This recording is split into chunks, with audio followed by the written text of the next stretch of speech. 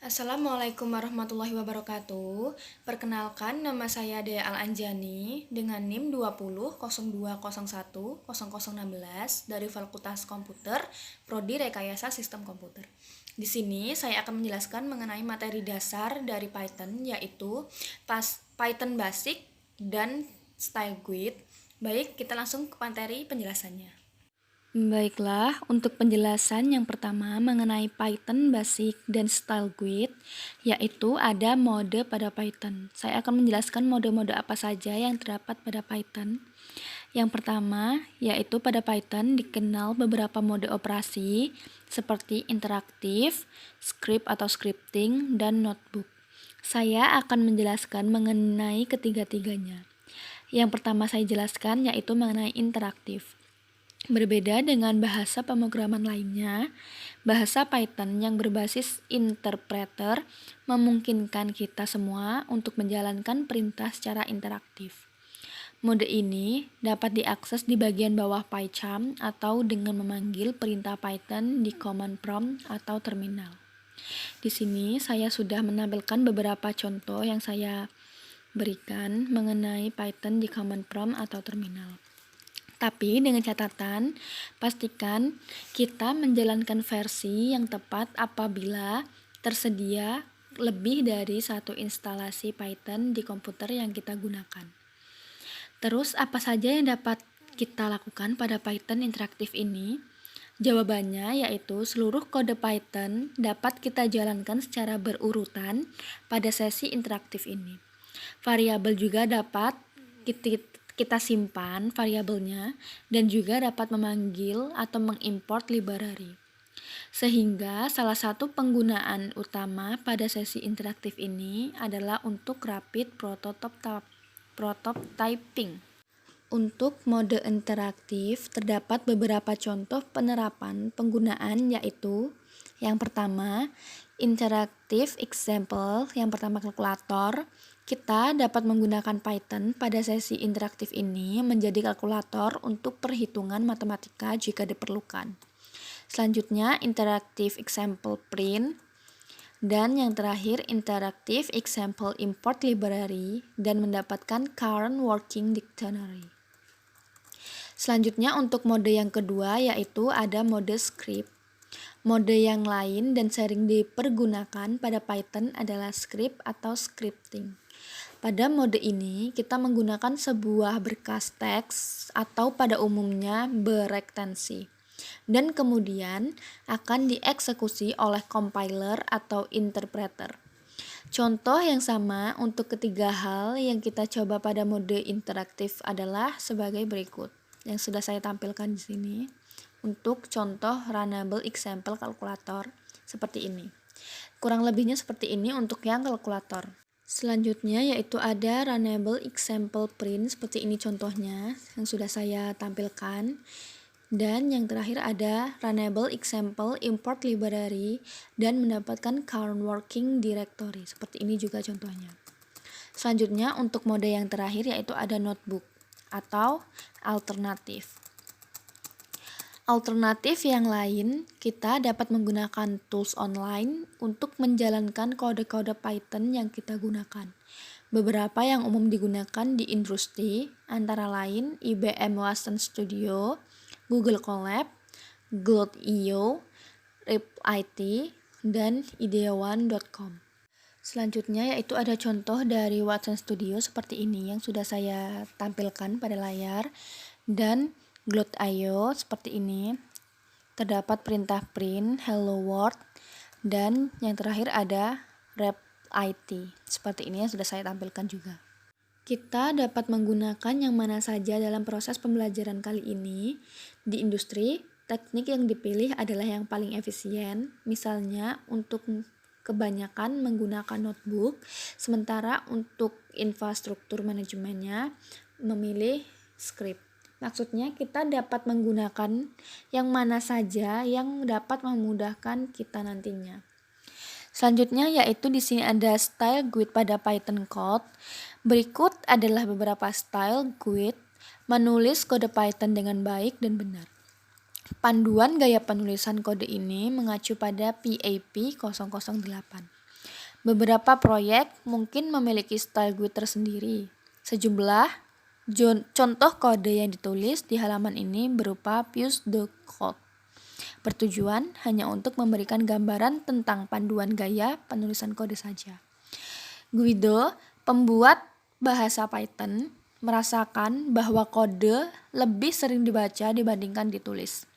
Oleh sebab itu, panduan ini lebih ditekankan untuk kemudahan membaca kode dan membuatnya konsisten pada atau hampir setiap proyek Python yang digunakan. Namun demikian, pada kasus-kasus tertentu, keputusan adanya modifikasi tetap pada penulis kodenya. Mungkin sebuah kode dapat terbaca lebih jelas walaupun tidak mengikuti satu atau lebih panduan dalam modul ini. Selanjutnya yaitu ada identasi. Gunakan 4 spasi pada setiap tingkatan identasi. Apa maksud menggunakan 4 spasi tersebut? Python menggunakan identasi untuk menulis kode bertingkat.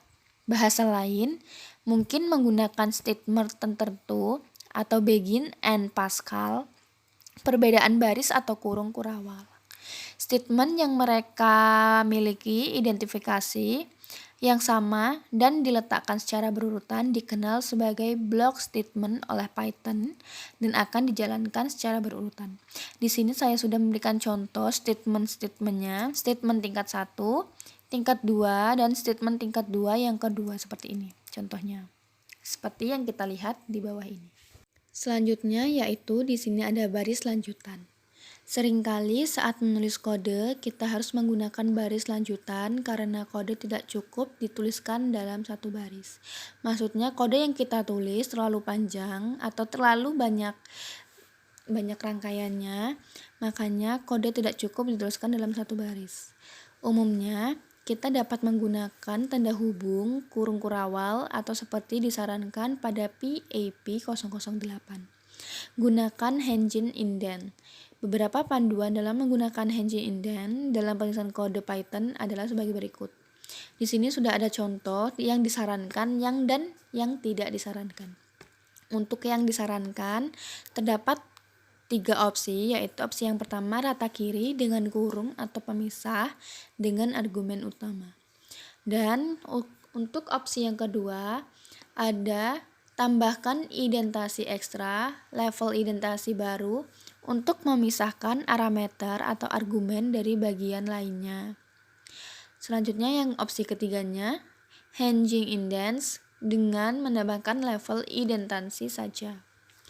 Untuk yang tidak disarankan, terdapat contoh kesalahan 1 dan contoh kesalahan 2. Untuk contoh kesalahan 1, di sini tidak rata kiri dengan bagian yang relevan. Maksudnya tidak rata antara bagian rata kiri dengan relevan yang ada. Dan untuk contoh kesalahan kedua, sulit dibedakan antara baris lanjutan atau fungsi baru. Terdapat catatan untuk di sini, yaitu 4 spasi bersifat opsional pada baris lanjutan, utamakan keterbacaan kodenya. Selanjutnya yaitu ada kondisional atau if. Bagian ini hanya memberikan gambaran mengenai standar penulisan. Pembahasan mengenai kondisional ada di modul percabangan. Saat menulis pernyataan kondisional, misalnya if, kita juga menemukan penulisan yang terkadang tidak cukup dituliskan dalam satu baris, seperti yang dijelaskan di atas tadi. Atau menggunakan beberapa operan yang akan menyulitkan apabila digabung secara berturut-turut. Dalam kondisi ini, Python tidak memberikan panduan spesifik mengingat kondisi yang dihadapi programmer mungkin berbeda. Maksudnya, mungkin kondisi yang dihadapi seorang programmer kondisinya berbeda-beda, jadi tidak memberikan panduan spesifik. Contoh-contoh yang disarankan adalah sebagai berikut. Meskipun dimungkinkan versi-versi lain selama keterbacaan kode tetap tinggi. Itu untuk contoh-contoh yang disarankan. Yang pertama, contoh kondisi visual yang tidak diubah atau tanpa diidentasi seperti yang saya tampilkan seperti ini contohnya.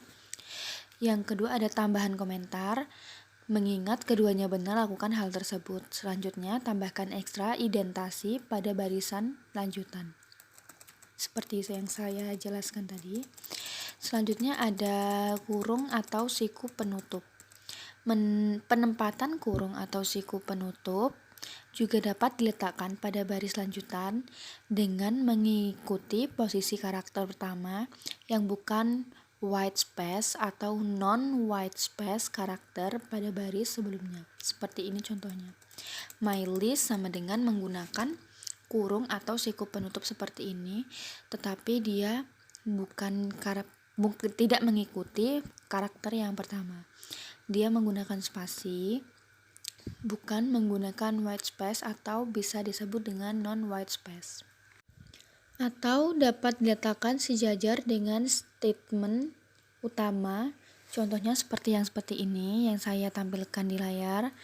Maksudnya tanda kurung kurawalnya sejajar dengan statement yang pertama. Jadi dia nampak rapi sejajar. Selanjutnya yaitu ada tab atau spasi. Spasi adalah model yang disarankan PAP 008. Pengecualian pada kode yang sudah menggunakan tab atau tabulasi sebelumnya. Python sejak versi ketiga tidak memperbolehkan pencampuran antara tab dan spasi untuk indentasi. Anda disarankan untuk melakukan konversi kode untuk menggunakan spasi sepenuhnya. Kita juga dapat menggunakan find replace untuk mengganti tab tersebut atau memanggil kode yang kita berbasis Python 2 dengan opsi min-t atau warning atau min-tt atau biasanya error untuk mengetahui titik penggunaan tab dan spasi yang bercampur. Selanjutnya yaitu ada panjang baris maksimum. Batas panjang kode setiap baris hingga 79 karakter. Untuk komentar atau dokumentasi, usahakan untuk tidak melebihi 72 karakter. Dengan membatasi panjang baris maksimum, kita akan memudahkan pengguna lain atau pemakai lain dalam membuka lebih dari satu window editor secara berdampingan. Maksudnya secara berbarengan, berdampingan, dan bersama-sama. Misalnya untuk melakukan review atau perbandingan. Panjang kode setiap baris yang dibatasi akan memudahkan kita jika menggunakan code preview tools yang menunjukkan dua versi berbeda secara berdampingan. Mengapa 79? Mengapa tidak angka-angka yang lain seperti 50, 61, dan sebagainya? Hal ini dicontohkan pada editor-editor dengan window width yang terset pada 80 karakter. Satu karakter tersisa bisa berupa marker glyph atau white space. Pembatasan 79 karakter ini membuat editor terkecil sekalipun tidak akan merusak struktur dan keterbacaan kode kita.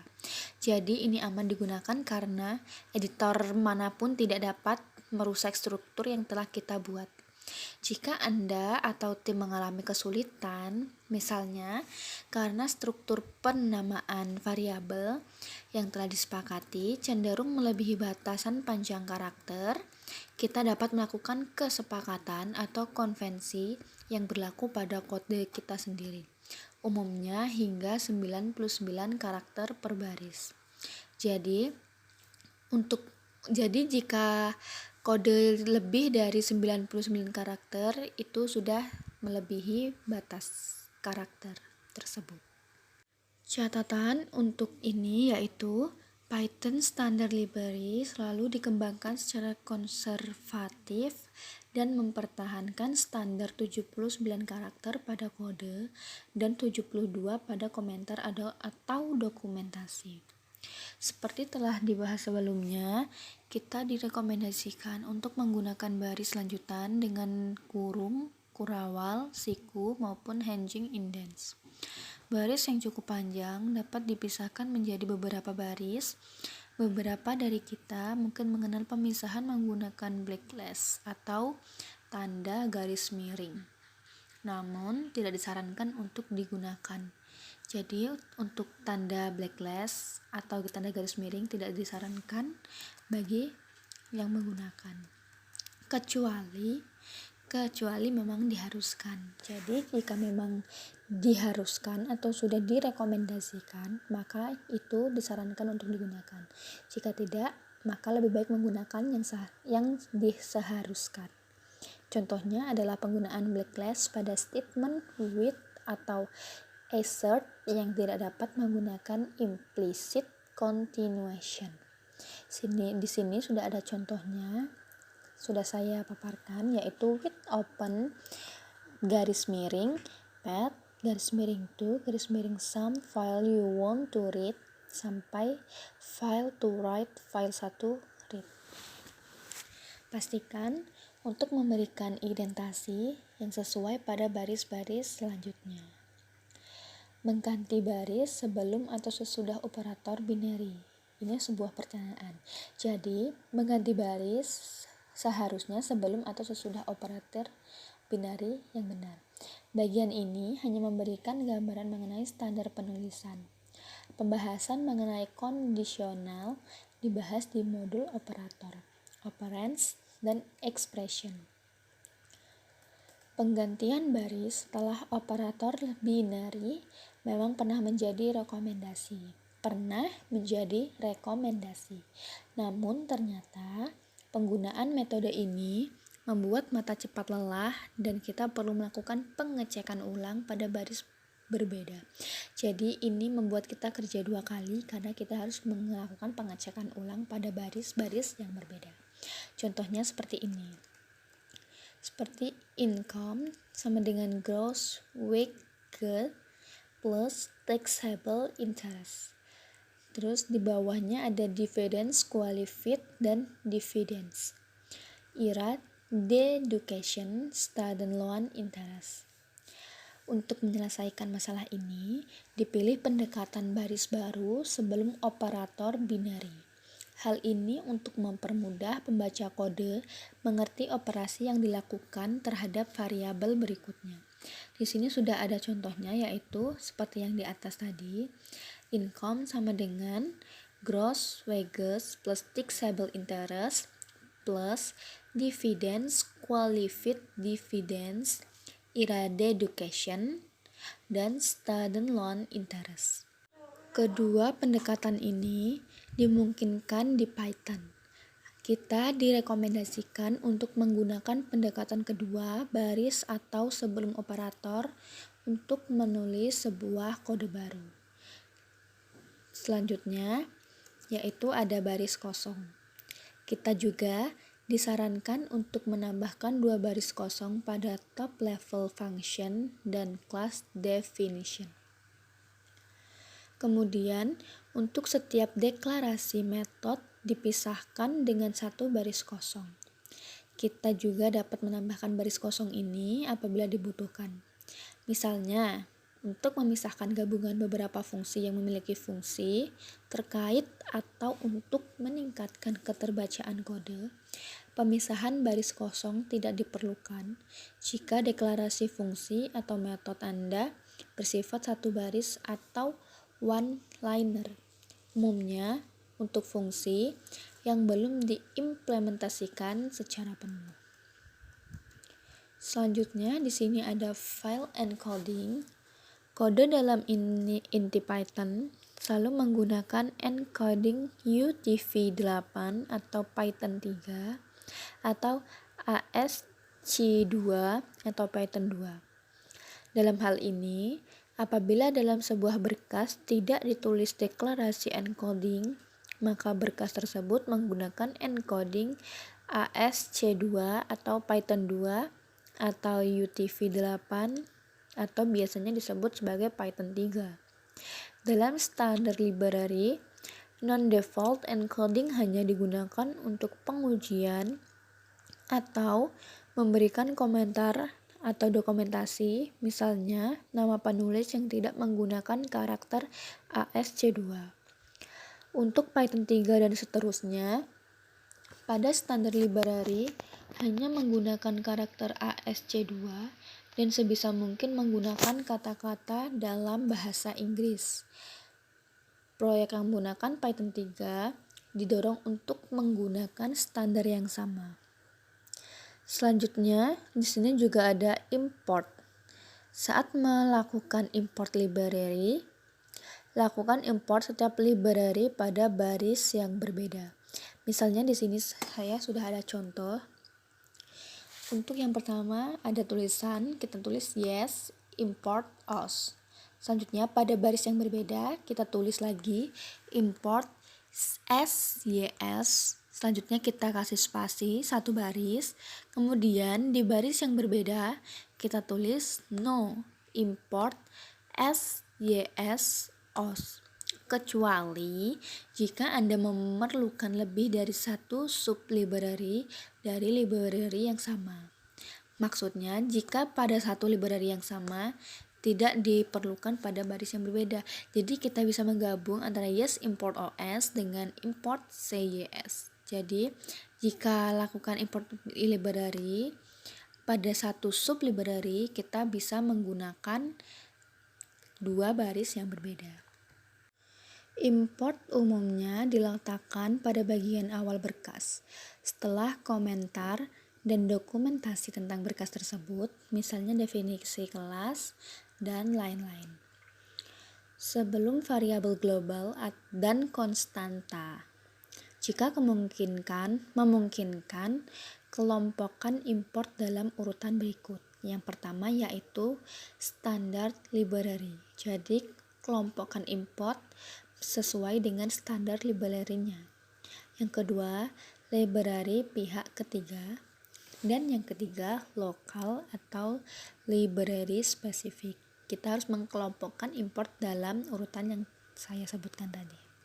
Setiap grup baiknya dipisahkan oleh sebuah baris kosong.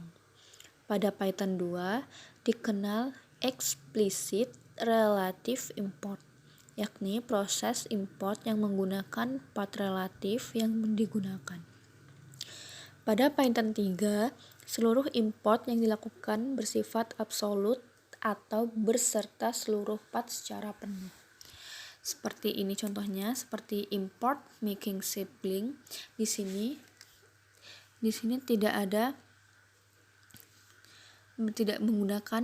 tidak dipisahkan oleh sebuah baris kosong. Jadi setelah mengimport ini, import making sibling, selanjutnya di baris selanjutnya ada import mypkg import sibling.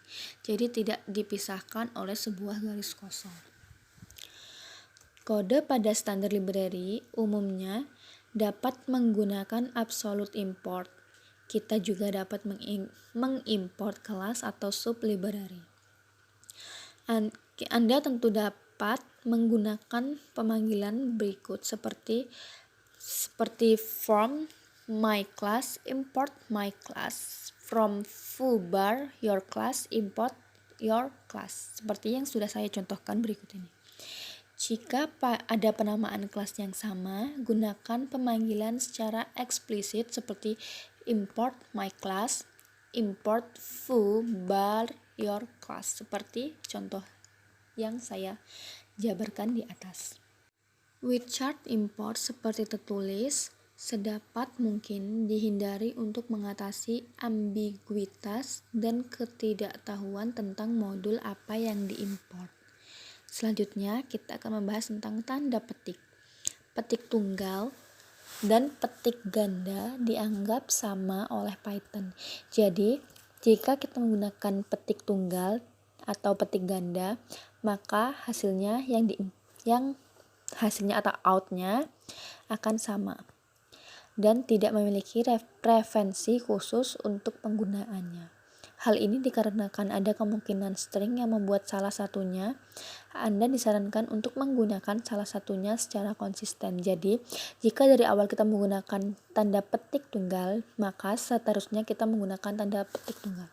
Dan sebaliknya, jika dari awal kita menggunakan tanda petik ganda, maka sampai selesai kita juga akan menggunakan tanda petik ganda. Docstring atau dokumentasi kode, fungsi, atau metode pada Python didefinisikan dengan 3 tanda petik, disarankan tanda petik ganda. Yang disarankan adalah tanda petik ganda pada awal dan akhir statement docstring. White testpads pada expression dan statements.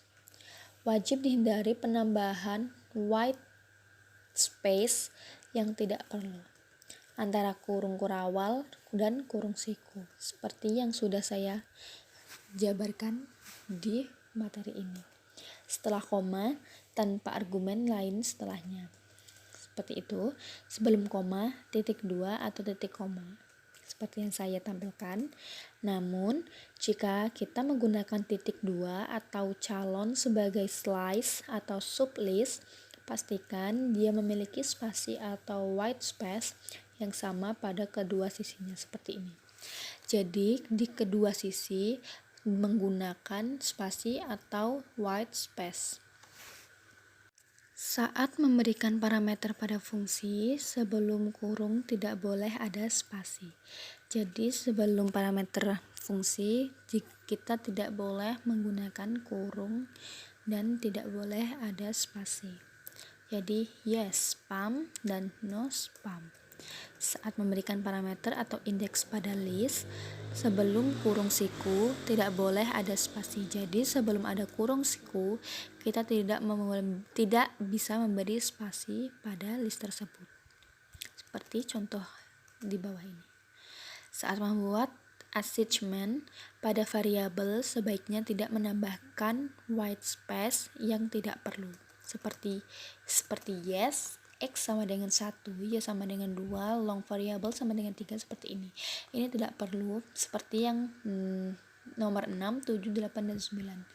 Sebaiknya tidak menambahkan white space yang seperti itu, karena lebih baik kita gabung saja. Untuk rekomendasi lainnya, hindari menambahkan white space di belakang statement apapun, utamanya di statement akhir dalam sebuah baris, karena white space tersebut tidak mudah dilihat. Biasakan untuk menambahkan satu spasi baik di kiri maupun kanan untuk operasi berikut. Yang pertama yaitu ada assignment, argumen assignment, compressions, dan booleans. Jika operator dengan berbagai tingkatan prioritas digunakan, letakkan white space pada operator dengan prioritas terendah, namun juga dapat menyesuaikan sendiri. Dengan catatan, jangan pernah menggunakan lebih dari satu spasi dan gunakan spasi yang sama baik di sebelah kiri maupun kanan dari operator binari Anda, seperti contoh berikut. Seperti untuk no, I sama dengan I plus 1, seperti itu. Selanjutnya yaitu ada komentar. Dalam sebuah kode Python, kita diajak untuk memastikan kode kita terbaca oleh programmer lain. Salah satunya adalah dengan menggunakan fitur komentar untuk memberitahu fungsi atau informasi lain terkait kode kita. Pastikan komentar kita terupdate dan tidak mengalami kontradiksi dengan kode yang ada. Umumnya, komentar dituliskan dalam kalimat utuh dengan memperhatikan penulisan atau huruf besar di awal kalimat, huruf kecil saat diawali dengan identifier atau variabel, dan diakhiri titik di akhir kalimat. Kita juga bisa menggabungkan beberapa kalimat menjadi blok komentar dengan menambah 2 spasi saat berganti kalimat dalam satu paragraf, kecuali pada kalimat terakhir. Jika memungkinkan, tuliskan komentar dalam bahasa Inggris kecuali Anda yakin bahwa pembaca komentar ini dipastikan mengerti bahasa Anda. Selanjutnya itu ada blok komentar. Blok komentar umumnya digunakan untuk menjelaskan fungsi utuh atau subfungsi yang mengikuti atau berada di bawahnya. Blok komentar diindentasi setara dengan kode yang dijelaskan. Setiap barisnya diawali dengan tanda pagar dan sebuah spasi serta setiap paragrafnya dimulai pada baris baru. Selanjutnya ada komentar inline. Komentar inline pada Python umumnya diletakkan pada baris yang sama dengan kode. Umumnya dipisahkan dan dirapikan dengan jarak 2 spasi dari kode yang dimaksud. Diawali tanda pagar dan sebuah spasi. Komentar inline Dapat juga digunakan di atas baris yang ingin diberikan komentar, agar tidak mengurangi jumlah karakter yang dapat dituliskan dalam sebuah baris. Untuk semua jenis komentar, jangan menuliskan komentar untuk hal yang sudah langsung dapat dibaca dari kodenya seperti contoh berikut, yang contoh disarankan dan yang tidak disarankan. Itu sudah ada contohnya. Selanjutnya ada dokumentasi. Guideline untuk menuliskan dokumentasi atau docstring yang baik tersedia di PAP 257 kuncinya. Buatlah dokumentasi untuk sebuah modul, fungsi kelas, dan metode yang bersifat publik atau akan diakses publik. Docstring tidak diwajibkan pada metode yang tidak bersifat publik.